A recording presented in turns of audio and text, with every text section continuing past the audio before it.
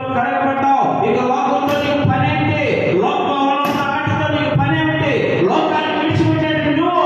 మనసు లోకాన్ని విడిచిపెట్టి నువ్వు లోకం కోసం కాదు, నేను ప్రభు కోసం జీవిస్తానని దేవుడి మందిరంలోకి వచ్చి నాటపడి దేవుడి మందిరంలో తీర్మానం చేసుకొని దేవుడితో సహవాసం చేయాలని తీర్మానం చేసుకొని నీ మనసును మార్చుకొని దేవుడితో ఒంటిగా జీవిస్తాను. నువ్వు మళ్ళా లోకంలోకి వెళ్తే గెహజీకి కలిగినదే నీకు, గెహజీకి కలిగినదే నీకు.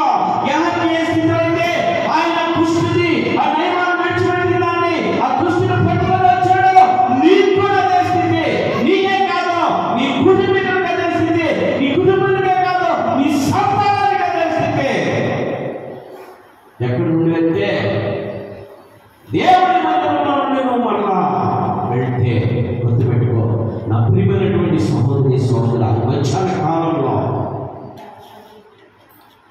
ప్రవక్త చెప్పాడు, వెనక తిరిగి చూడద్దు, వెళ్ళిపోమని. ప్రవక్త మాట విని వెనక తిరగకుండా వెళ్ళి ఆ యొక్క యోర్దాను నదిలో 7 మార్లు మునిగి ఆ కుష్ఠ రోగము పోగొట్టుకున్నటువంటి నయమాను గొప్పవాడా. ప్రవక్త దగ్గర నుండి అంటే దేవుడి మందిరానికి వస్తూ దేవుడి సేవకుల దగ్గర తిరుగుతూ దేవుడి సేవకులతో సహవాసం చేస్తూ దేవుడితో అన్ని రకాల పనులు అన్ని పరిచర్యలు చేస్తూ నిన్ను నువ్వు కాపాడుకోకుండా నువ్వు మరలా లోకంలోకి వెళ్తే ఏంటి నీ పరిస్థితి? ఏంటి నీ పరిస్థితి? అంటుకొనే ఉండింది, గుర్తుపెట్టుకో. అంటుకొని ఉండింది నీకును నీ సంతతికి, నీకును నీ కుటుంబానికి. రోగాలు వస్తున్నందుకే, బలహీనతలు వస్తున్నందుకే, వ్యాధులు కలుగుతున్నందుకే, బాధలు కలుగుతున్నందుకే, ఇబ్బందులు కలుగుతున్నందుకే, కరువు కలుగుతున్నందుకే, కష్టాలు వస్తున్నందుకే, నెమ్మది స్థితిలో ఉంటున్నందుకే, ఎక్కడికి వెళ్ళినందుకో, లోకంలోకి నువ్వు వెళ్ళినందుకో గుర్తుపెట్టుకో.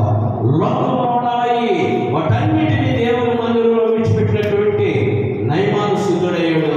దేవుని మందిరంలో నివాసం చేసినటువంటి ఈ యొక్క గెహజీ లోకంలో వెళ్ళినప్పుడు ఈ లోకంలో తెల్లటి కుష్టి, ఆ కుష్టిని ధరించాడు తన సంతతికి. ఎంతకాలం అంటా? జీవిత కాలం. ఇలాంటి కుష్టి నువ్వు తెచ్చుకోకూడదు, గుర్తుపెట్టుకో. ఇది ఎక్కడి నుంచి వస్తుంది? లోకంలో నుండి వస్తుంది. ఈ లోకంలో ఏమున్నాయి?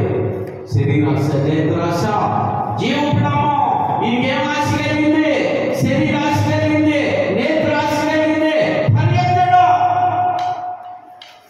మహిమానికి లేకపోతే నాకు కావాలని పరిగెత్తాడు.